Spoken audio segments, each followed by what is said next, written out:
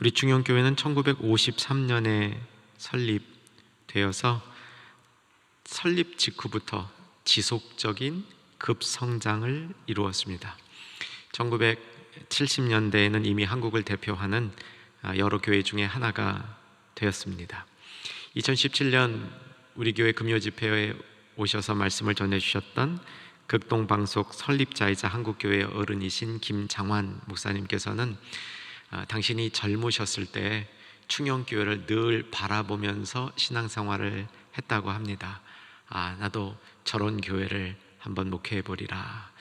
내가 섬기는 교회가 저런 교회가 되기를 바란다. 그런 마음이셨다고 고백하신 적이 있었습니다. 중형교회가 부흥의 정점을 경험하던 시절 우리 교회에는 사회적으로 저명한 분들도 많이 출석하고 있었다고 들었습니다.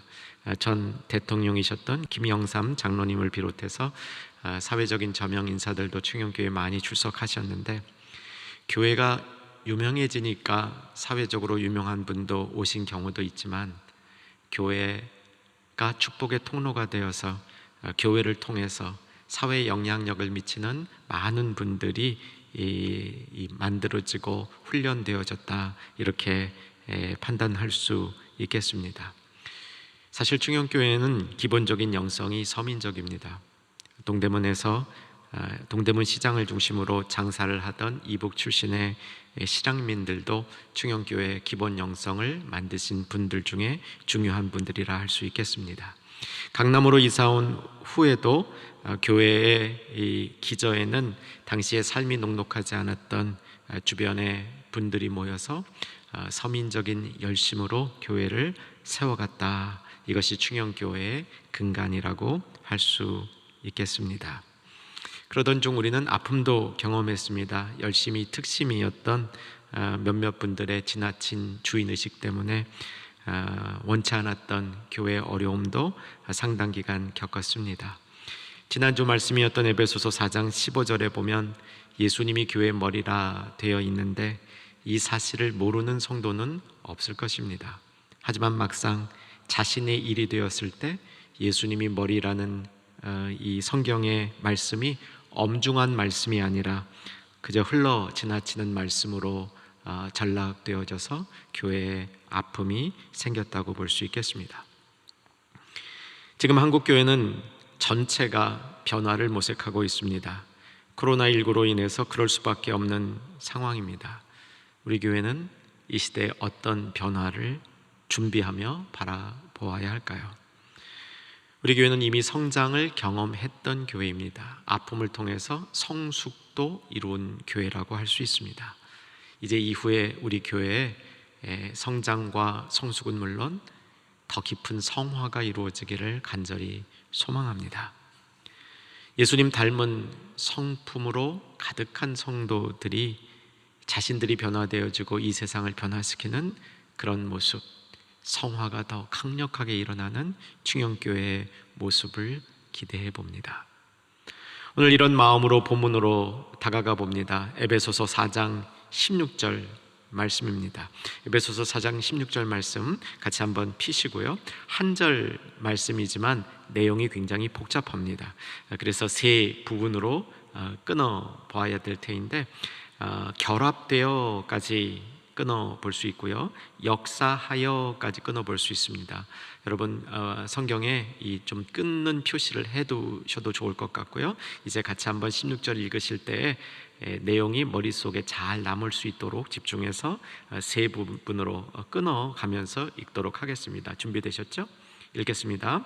그에게서 온 몸이 각 마디를 통하여 도움을 받음으로 연결되고 결합되어 각 지체의 분량대로 역사하여 그 몸을 자라게 하며 사랑 안에서 스스로 세우느니라.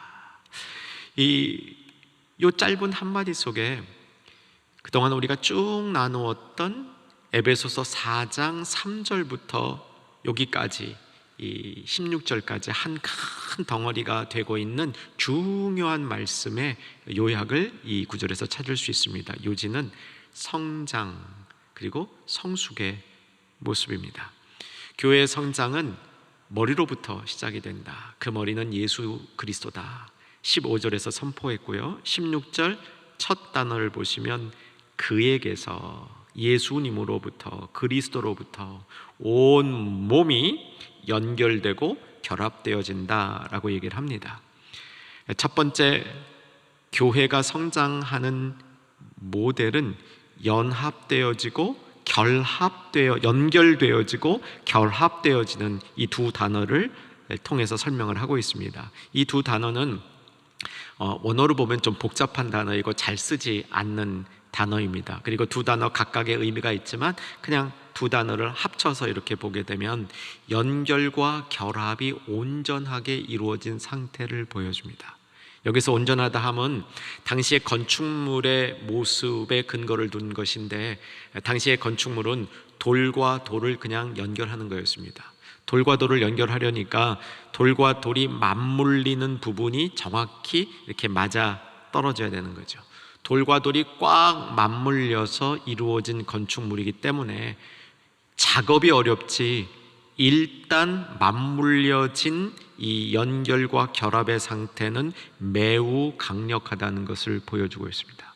무엇보다도 이 결합이 인위적이라기보다는 하나님의 섭리에 의해서 하나님의 주관하에 이루어지고 있음을 보여주고 있습니다. 요즘에는 돌과 돌을 연결할 때에도 모타르 혹은 시멘트라는 접착제를 사용하지요. 저는 이 분야에 정말 문외한입니다. 제가 실수하더라도 여러분들은 다 알아서 잘 들으리라고 생각을 합니다. 벽돌 한번 보시기 바랍니다. 벽돌과 벽돌을 연결할 때 그 중간에 시멘트, 모타르, 접착제를 써서 벽돌과 벽돌을 척척척척 연결해 나갑니다. 그런데 정말 고대에는 특별히 이 사도 바울이 생각하고 있는 진짜 건축은 그렇게 벽돌을 시멘트로 연결하는 방식이 아니었습니다. 돌과 돌이라는 인격체의 모난 부분도 있고 서로 맞지 아니하는 부분도 있는데, 그것이 묘한 접점을 만들어서 꽉 아구가 맞듯이 물려질 때, 이때 진정한 연결과 결합이 되고 있음을 보여주는 것이죠. 여러분, 창세기 11장 3절을 보면 바벨탑이 만들어지는 장면인데 흥미롭습니다. 한번 같이 봤으면 좋겠습니다. 자막 보시겠습니다. 같이 읽죠? 서로 말하되 자 벽돌을 만들어 견고히 굽자 하고 이에 벽돌로 돌을 대신하며 역청으로 진흙을 대신하고. 자연스러운 것이 인공적으로 바뀌었습니다. 근데 이렇게 바뀌어 놓으니까 건물 짓는 건 매우 쉬워졌습니다. 이 벽돌은 규격이 똑같기 때문에 쌓아가기가 쉽고요. 이 천연돌은 재료를 구하기가 힘든데 벽돌은 대량 생산해 내면 벽돌의 양이 엄청나게 많아집니다. 전에 건축을 전공하신 목사님이 이 부분을 가지고 설교하는 얘기를 들었는데 아주 저한테는 많이 도움이 됐습니다. 이렇게 인위적으로 건축 재료가 바뀐 것이 곧 인간의 죄악은 아니지만, 인간이 만들어 놓은 수많은 현대의 문물이 하나님께 가까이 나가는 것보다는 역방향으로 하나님과 멀어지게 하는 요소들이 많으니 주의하자는 거죠. 벽돌을 쌓아서 건물을 지으면 우선 편합니다. 빨리 지을 수 있고요. 재료가 풍부하다 보니까 높게 더 거대하게 지을 수도 있을 것 같습니다. 그런데 사도 바울은 오늘 본문에서 영적인 건축물이 지어져 가는 과정을 벽돌 쌓아가는 것으로 설명하지 아니하고 원래 자연적인 건축인 돌과 돌이 맞물리는 과정으로 얘기하고 있다는 사실입니다. 벽돌에 관해서 우리는 기억나는 것이 있을 것 같습니다. 이스라엘 백성이 애굽에 내려가서 노예 생활을 했죠. 노예 생활을 어디서 했습니까? 벽돌 굽는 공장에서 했습니다. 벽돌 굽는 공장은 어쩌면 현실이었지만 그 안에 많은 영적인 내용을 함의하고 있었던 장소였습니다. 이스라엘 백성이 노예화됐다는 거죠. 현대 문명을 위한 노예화됐다는 겁니다. 얼마나 착취를 당합니까? 재료를 조금 주죠. 이스라엘 백성이 우리가 하나님 앞에 나아가서 하나님 경배하겠다 그러니까 경배하려면 해라. 그 대신에 니들이 만드는 양은 원래 만들던 거 그대로 다 만들어야 된다. 그리고 또 재료는 안 줘.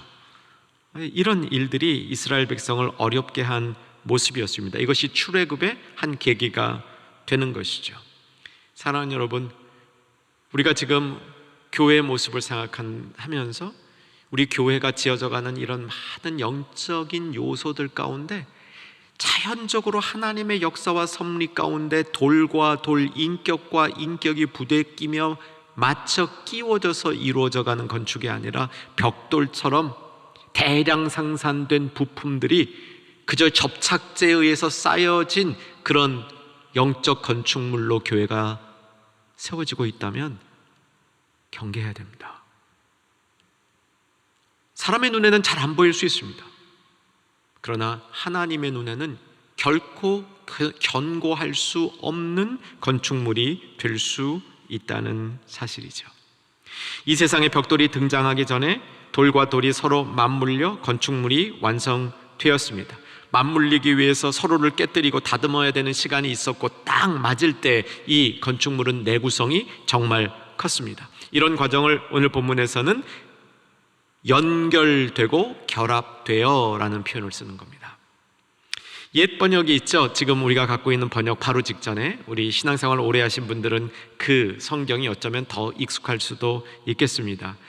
개역 한글이라는 번역이죠. 거기에 보면 연결되고 결합됐다 이 말을 어떻게 표현하고 있냐면요, 연락하고 상합하여, 연락, 서로 소통되고 있다는 거죠. 상합, 서로 합해졌다는 겁니다. 저는 제 개인적으로 그 번역이 더 좋습니다. 왜냐하면 원어의 단어들이 잘 안 쓰는 단어거든요. 연결되다 결합하다는 흔한 용어입니다. 그런데 연락하고 상합하다, 이거 흔한 용어 아니죠. 원어도 그렇습니다. 각 지체가 독립적으로 성장과 성숙을 이룬 다음에 연결되는 게 아닙니다. 연결되고 결합되어지면서 그 과정 중에 성장과 성숙을 이루는 겁니다. 이게 교회의 모습입니다.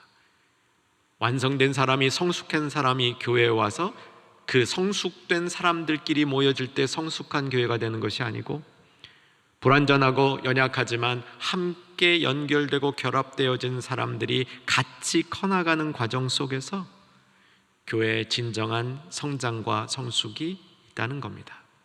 저는 이런 점에서 우리 충영교회가 복을 받았다고 생각합니다.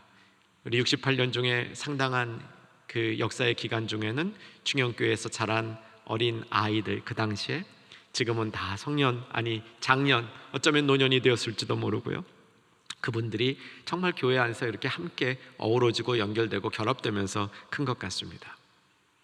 제가 이민교회를 섬기던 시절에 어떤 가정으로부터 신방 요청을 받았습니다. 신방을 갔는데, 보통 이민교회 성도님들요, 신방 가서 이 찬양하면, 찬송, 이렇게 찬송가 피고 하면요, 찬송가 정말 못해요. 평소에 잘 안 해보고. 그래서 이제 찬송가를 크게 부르거나 열심히 부르는 이 분은 거의 못 봅니다. 근데 그 가정에 갔는데 이 부부가 신방 예배를 드렸는데 이 찬송을 하는데 딱 무릎을 꿇는 거예요. 그리고 찬송을 얼마나 크고 씩씩하게 하는지 몰라요. 쩌렁쩌렁하게 그냥, 남편은 별로 이렇게 음정도 잘 안 맞아요. 근데 그냥 얼마나 열심히 찬양을 하는지 은혜가 된 겁니다. 보통 이민교회를 섬기는 중에 본국에서 어느 교회를 다녔는지는 잘 안 물어봅니다. 근데 그 성도님은 본국에 어느 교회를 다녔겠습니까? 역삼동에 있는 교회라고 그러더라고요. 충자로 시작한다 그럽니다. 그분이 저한테 한 얘기가, 제가 충영교회 이제 그 오기로 결정한 다음이었는데 정말 귀에 남아요. 목사님, 저는 초등학교 때부터 충현교회 마당이 저희 집 앞마당이었습니다. 거기서 컸습니다. 그렇게 말하는 거예요. 아마 그런 분들, 그런 기억들 가진 분들, 우리 성도님들 중에 상당수 있으리라고 생각합니다. 복 받으신 분들입니다. 이 복은 우리가 간직해서 다음 세대에 꼭 전달해 줘야 됩니다. 그런 관점에서 지금 진행되고 있는 제1교육관 리모델링 이 과정은 참 필요한 과정이고, 잘 마무리되어서 잘 사용되어야만 하는 당위성이 있다고 보입니다. 여러분, 교회는요, 불완전한 사람들이 모이는 겁니다. 하나님이 다듬어서 꽉 맞춰지고, 꽉 맞춰진 것이 연결되고 결합되어서 어떠한 힘에 의해서도 흔들리지 아니하는 영적 건축물로 세워지는 것이 하나님이 기뻐하시는 교회의 모습이라고 할 수 있겠습니다. 이렇게 결합된 교회는 각 지체들이 분량대로 활동하여서 그때 성장을 이룬다고 얘기합니다. 자, 여러분 16절 보셨죠? 아까 첫 번째 부분 봤습니다. 이제 두 번째 부분으로 가면 각 지체부터인데 제가 읽어드립니다. 각 지체의 분량대로 역사하여, 각 지체가 연결되어져 있을 때, 연결되고 결합될 때 자기에게 허락되신 분량 그만큼 활동을 하는 겁니다. 그 안에 있는 은사가 작동을 하는 겁니다. 그 은사의 작동으로 교회가 성장한다고 얘기하는 겁니다.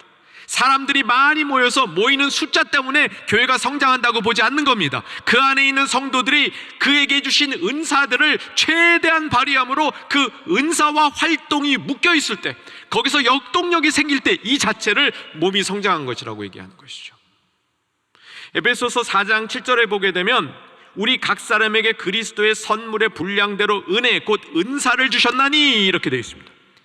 그리고 이 은사가 결합되어질 때 특별히 이 은사 속에 가르치는 은사 위에 성도를 온전케 하는, 준비시키는 일이 벌어지고 봉사의 일을 하도록 준비되어질 때 그리스도의 몸이 커진다라고 얘기했습니다. 여러분, 연결되어지고 결합되어져야만 은사가 발휘되는 겁니다. 그리고 교회의 성장은 각 지체가 받은 바 은사를 최대한 그 분량만큼 사용할 때 그때 이루어진다고 얘기합니다. 그런데 오늘 16절에서 바울이 진짜 강조하는 부분이 있습니다. 마디입니다. 다시 한번 16절 앞부분 세 부분으로 쪼갰죠? 쪼갠 세 쪽 중에 첫 부분, 그에게서 예수님으로부터 온 몸이 무엇을 통하여? 무엇을 통하여? 마디를 통하여. 연결되어지고 결합되어지는 것이 그냥 되는 게 아니라 마디가 있어야 된다는 겁니다. 마디를 통하여 연결되어지고 결합되어질 때 그 마디를 통하여 머리로부터 오는 생명력이 공급되기 때문에 각 지체가 그것을 공급받아서 분량대로 클 수 있다고 얘기하는 겁니다. 저는 오늘 68주년을 감사하며 이날을 기념하는 충현의 모든 가족들이 마디가 되겠다는 소망이 생기기를 주 안에서 소망합니다. 마디의 중요성을 오늘 본문을 통해서 깨닫고, 아, 내가 교회에서 할 일이 이거구나 라고 결단하며 그 모습으로 자기 자신이 세워지기를 소망하는 겁니다. 이 마디의 헬라어는 하페라는 단어입니다.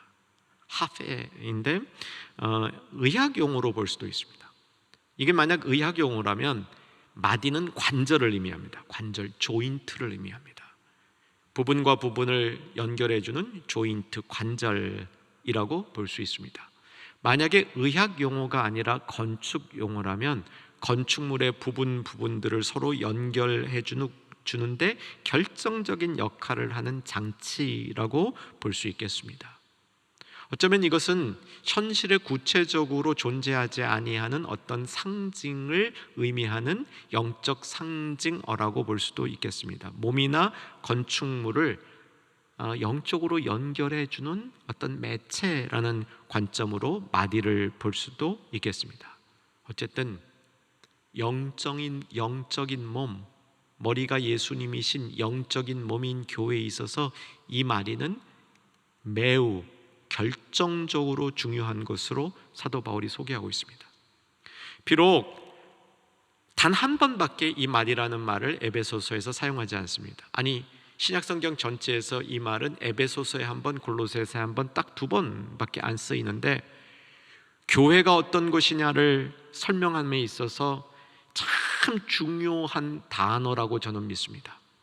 특별히 에베소서 4장 3절부터 4장 3절 살짝만 여러분 옮겨서 눈으로 따라와 주시면 4장 3절에 평안에 매는 줄 성령의 하나 되게 하심이란 말이네.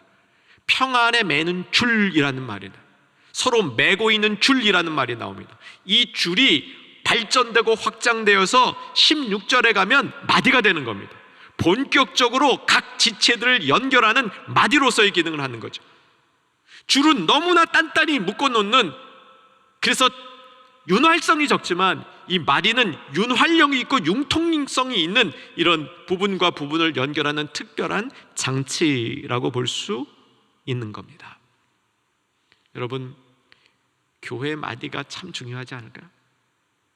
서로를 연결해주는 연결 부위가 매우 중요하지 않을까요?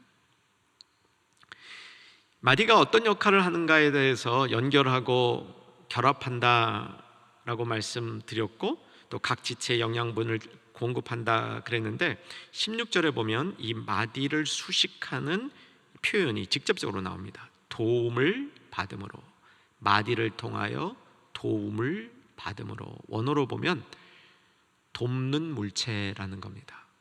마디는 돕는 물체이다, 이런 표현을 하는 겁니다. 마디는 도와주는 겁니다. 그래서 교회의 마디가 필요합니다. 어떤 도움을 주고받을 수 있을까요? 도움을 주는 방법은 다양합니다. 도움을 주는 방법 중에는 물질이 따라야 되는 경우가 왕왕 있습니다. 기본꼴이죠. 적어도 자기가 갖고 있는 물질의 일부를 나눠줄 수 있는 것이 도움의 중요한 부분이죠. 야고보서 2장 15절과 16절 잘 들어보시기 바랍니다.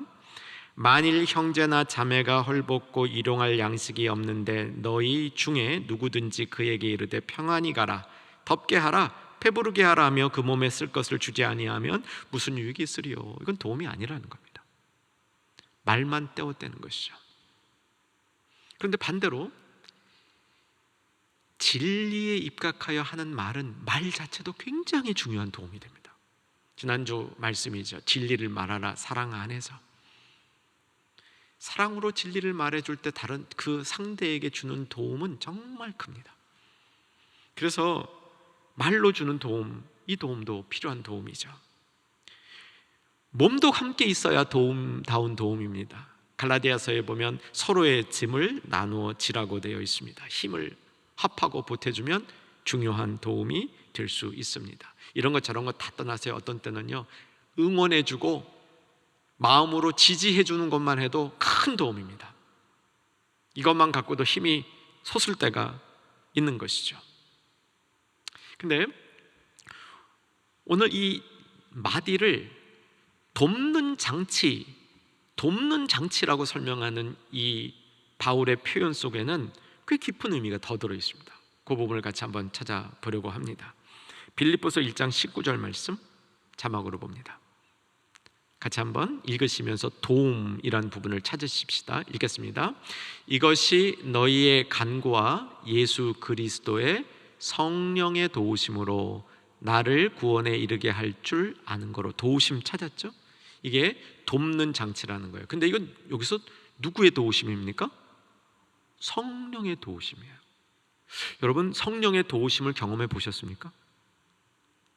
여러분, 성령의 도우심 경험하셨을 겁니다. 그런데 굉장히 희미하게 이 도움의 기억을 어설프게 놔두지 마시고 성령께서 나를 어떻게 도와주셨는지 좀 구체적으로 생각해보고 정리해 보십시오. 여러분 신앙에 도움이 될 겁니다. 성령께서 나를 어떤 방법으로 도와주셨지? 분명히 성령께서 나를 도와주신 것은 맞는데 성령께서 도와주실 때 우리에게 힘을 주실 때가 있습니다. 없던 힘이 막 생기게 해주시죠. 위로해 주심으로, 깨닫게 해주심으로 힘을 주실 때 많죠. 가장 많은 방법입니다. 성령께서 우리를 도우실 때 상황을 통제해서 그 상황을 바꿔주실 때가 있습니다.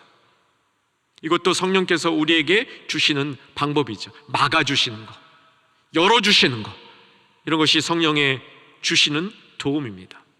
그런데 빌립보서 1장 19절에서 성령의 도우심 했을 때 이 도우심은 어떤 도우심이냐면 좀 전에 봤던 마디, 곧 도와주는 장치로서의 마디와 같은 성령의 도우심이라는 겁니다. 이게 같은 단어예요. 잘 안 쓰이는데 같은 단어입니다. 어떤 의미냐면 성령께서 실제로 지탱해 주시는 거예요. 그냥 힘만 주시는 게 아니고, 상황만 바꿔주시는 게 아니고, 상황을 열었다 닫았다 해주시는 것이 아니고, 실제로 인격적으로, 성령이 인격적으로 나를 붙드시는 그 도우심을 얘기하는 겁니다. 여러분, 이런 도우심 받아본 기억이 있으십니까? 그 도우심을 기억하십시오. 그 도우심이 마디의 역할을 하는데 매우 중요한 현장 학습이었다는 겁니다. 우리가 마디로서 교회를 섬길 때, 마디와 같이 교회를 섬길 때 어떻게 섬기느냐? 성령이 나를 힘들 때 지탱해 준 것처럼, 꽉 잡아주신 것처럼 그렇게 다른 사람을 잡아주고 이끌어 주시는 그런 도움을 마디가 해야 되는 역할이라고 설명하고 있는 겁니다. 여러분, 성령이 우리를 도와주실 때, 그러니까 지탱해 주실 때, 어떤 때는요 폼에 꽉 안아주시죠. 어떤 때는 손을 꽉 잡아주시죠. 어떤 때는 삶이 무너지지 않도록 든든히 지탱해 주십니다. 이것이 성령의 도우심이고, 마디들이 돕는 물체로서 해야 될 일이라고 사도 바울이 선포하고 있는 겁니다. 책 한 권 소개해 드리겠습니다. 한국교회의 7가지 죄, 한기채 목사님께서 쓰신 책이고요, 지난달에 출간된 따끈따끈한 책입니다. 교회사를 보면 6세기부터 사람들이 짓는 중요한 죄를 7가지로 이렇게 요약을 해서, 이런 죄는 짓지 말자라고 이렇게 선포했습니다. 7가지 이제 큰 죄들이죠. 당시에는 6세기에는 교만, 인색, 질투, 분노, 음욕, 탐욕, 나태 등을 7가지 죄로 이야기했는데, 이건 뭐 많이 알려진 그런 내용들입니다. 그런데 이제 이 저자 목사님께서 코로나19 시대를 교회가 대처하면서 해야 될 일은 회개다 라고 회개 운동을 쭉 주도하시면서, 한국 교회가 코로나19 이전의 부흥을 통해서 지었던 죄 7가지를 나름 정리하신 겁니다. 저자 목사님은 윤리 공부를 하신 윤리학자 겸 목회자이십니다. 7가지인데 제가 하나하나 간단히 설명해 드리고요, 첫 번째 것만 조금 더 추가 설명을 하겠습니다. 첫 번째 죄는 영적 남용이었습니다. 두 번째, 한국교회가 지은 죄를 공예 사유화라고 규명을 합니다. 하나님의 것인데, 교회가 공유해야 하는 것인데 개인의 것으로 심한 경우 교회 자체를 사유화하는 일도 있었다라고 지적합니다. 세 번째가 신앙생활의 사사화입니다. 이 사사화라는 말은 개인적인 영역에서만 신앙생활을 하도록 가둬둔 겁니다. 교회 안에서만 신앙생활을 하도록 묶어둔 거죠. 성도들이 사회에서, 삶에서, 일터에서, 삼터에서 그리스도인으로 살도록 몰아가지 아니하고 교회 안에 가둬두고 교회 안에서만 쓰임받을 수 있는 사람으로 전락시켰다는 것이죠. 이것은 앞으로 굉장히 큰 문제가 될 겁니다. 그렇지 않아도 이 세대가 우리에게 던져줄 많은 압박은, 너희 신앙생활은 골방에서만 해라, 너희 신앙생활은 네 마음 안에서만 해라, 너희 신앙생활의 최대 영역은 교회 아니다, 이렇게 도전할 것입니다. 네 번째, 한국교회가 지은 죄를 친목과다 신드롬으로 표현했습니다. 우리 교회는 좀 나을 것 같습니다. 그러나 한국교회의 친목을 위해서 사용하는 시간이나 비용을 산출해낸다면 아마 여러 성도님들이 놀라지 않을까 생각이 듭니다. 다섯 번째가 공로자 신드롬입니다. 내가 했다, 나는 다르다, 내가 주인이다 라는 공로자 신드롬이죠. 여섯 번째는 송사 신드롬, 일곱 번째는 무례한 기독교 신드롬, 이것으로부터 돌이켜야 된다라고 설명하는 책입니다. 자, 영적 남용 조금만 더 설명해 드리면요, 영력이 권력이 되지 않도록 해야 된다는 겁니다. 이 말에 저는 동의합니다. 여러분, 우리가 영력 그러면요, 특별한 영적 체험과 깊은 영적 세계로부터 나오는 어떤 영향력, 리더십으로 보는데, 여러분 그거 말고요, 교회의 지위나 직위가 주는 영역이 있습니다. 이게 교회가 대형화될수록 이 영역이 대단합니다. 교회의 지위와 직위가 주고 있는 이 영향력, 이 영역이 대단합니다. 이거 잘못 남용하기가 쉬운 그런 이 위치에 있는 것이죠. 하나님이 귀히 여기는, 그러나 세상에서는 연약해 보이는 성도를 실족시킬 수 있는 것이죠. 교회라는 지위와 직위에서 주는 영적 권한을 남용한 경우입니다. 이 책의 저자는 이런 경우 영적 남용에는 공소시효가 없으니 하나님 앞에 이르러 반드시 책망받을 것이다 라고 따끔하게 경고도 해주고 있습니다. 우리 충영교회가 68주년 맞았습니다. 70주년을 향하여 달려가고 있습니다. 변화되어야 될 때입니다. 저는 아주 길지 않은 시간 내에 우리가 코로나와 함께 본격적으로 살아가야 될 때가 오리라고 전망합니다. 코로나가 예배를 전면적으로 어렵게 하는 이런 상황들로부터 벗어날 수 있으리라는 기대도 하고 있습니다. 그런데 우리는 어떻게 변해야 될까요?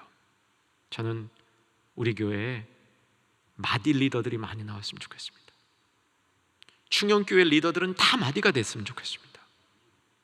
어떤 지위와 직위에 있는 것이 아니라 연결하고 결합시키며 연락하고 상합시키며 머리로부터 오는 생명력을 전달하며 돕는 장치로서, 성령이 돕는 것과 같이 돕는 장치로서 성도들을 도울 수 있는 그런 리더십의 변화가 충영교회에 일어날 수 있기를 소망합니다. 한때는 훌륭한 리더는 강력한 카리스마를 가진 리더였습니다. 그러다가 부작용이 생기니까 카리스마만 가지고는 안 되겠구나, 섬겨야 되겠구나, 무조건 섬기는 리더가 되라고 역설했습니다. 그런데 섬기는 건 기본이고요, 그냥 섬기려고만 하지 마시고요, 마디가 되려고 하십시다. 연결하고 결합하고 생명을 전달하고 돕고 지지하고 때로는 품어주고 때로는 손잡아주고 때로는 지탱해주는 그런 마디의 역할을 하는 성도들이 교회 리더가 될 때 그 교회가 이 세상을 변화시키는 교회가 되리라고 믿습니다. 마디는 사실 은사이기도 합니다. 오늘 본문에서 그 마디가 하는 역할의 그 핵심은 은사라고 얘기합니다. 여러분, 연결해주고 결합시키는 은사가 있는 분 계십니까? 있으실 겁니다. 세상에 참 은사치고 은사 가진 사람의 이 비율이 적은 은사가 전도의 은사라고 그럽니다. 한 10% 정도가 전도의 은사가 이때입니다. 나머지 한 30%가 훈련하면 전도 잘할 수 있다고 얘기를 합니다. 그런데 마디가 되는 은사는 훨씬 많은 사람이 가진 은사라고 믿습니다. 저는 믿는 사람이면 누구나 부분적으로 마디가 될 은사를 타고났다고 믿습니다. 여러분, 교회를 세우십시다. 마디로 세우십시다. 마디가 되어서 그 몸이 쑥쑥 자라가고 거기에 사랑이 덧붙여지면 스스로 교회가 세워진다고 얘기를 합니다. 마디에게 주는 또 다른 축복입니다. 마디가 든든해야 교회가 건강합니다. 기도하겠습니다.